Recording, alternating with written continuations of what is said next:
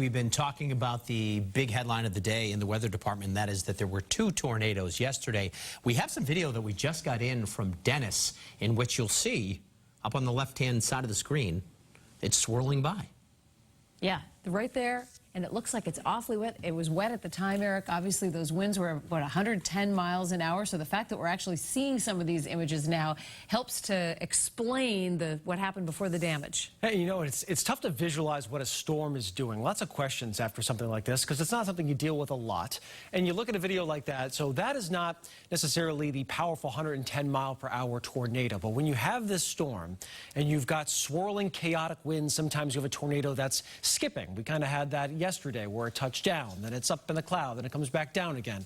But at the same time, you've still got strong winds pouring down out of the thunderstorm, and those can swirl up eddies, and that might be what we saw in that video there. A quick spin-up mini tornado there in South Dennis, and that path continued to Harwich where a more significant tornado came down again and produced that widespread damage there, some of the most extensive found in that area. So you've got all sorts of wind damage. Some of it's tornado related, some of it are just downbursts and strong straight-line winds from the thunderstorm.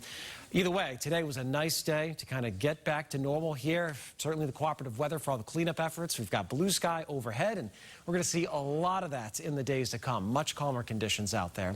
Temperatures in the 70s to low 80s. We look across the country, I would say this is the candidate for the best day for the lower 48 of the entire summer. We've got comfortable temps, tons of sunshine, low humidity. There are even a few record lows in the south this morning, and no one complains about record lows in the middle of July in the south. That is a beautiful thing.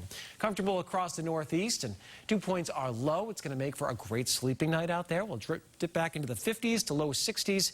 Some of the cool spots, some chill when you wake up early tomorrow morning around sunrise, which is at 5:29.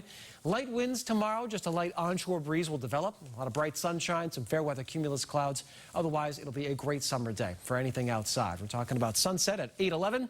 High temperatures, mostly middle to upper 70s at the coast and lower to middle 80s for all those inland spots. But very comfortable weather overall. Nice beach day. Coolest temperatures toward the seacoast and coastal Maine, and generally pretty pleasant everywhere here locally. Also, training camp getting started for the Patriots. If you're heading out there, 70 to 75 for the next few mornings.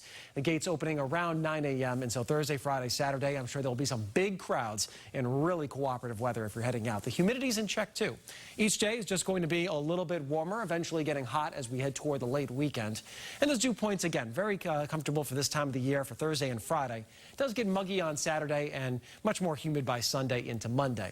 And that focus toward Cape Cod and the islands, not a whole lot of wind, upper 70s to lower 80s. We've got a good stretch here. And boy, it's going to be a lot of work ahead, but we'll get back to normal eventually there, as we always do after a storm. And for everyone working hard, at least the weather is not throwing us any curveballs here.